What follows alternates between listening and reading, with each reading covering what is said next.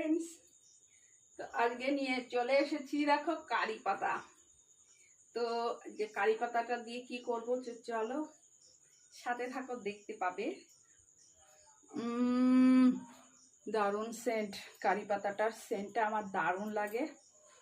আর এটা চানাচুর বলো, বাদাম ভাজার মধ্যে বলো, আর চিড়ে ভাজার মধ্যে বলো, আমার দারুণ লাগে। তো তোমাদের এটা কারি পাতাটা কেমন লাগে অবশ্যই কমেন্ট করে চলো। তো সাথে চলো আর দেখো। তো কারি পাতাটা ভেজে নেওয়ার আগে এই দেখো একটু পাঁপড় ভেজে নিই, লাভ শেপ আকারের পাঁপড়টা আগে ভেজে নিই, তারপরে কারি পাতাটা ভাজবো।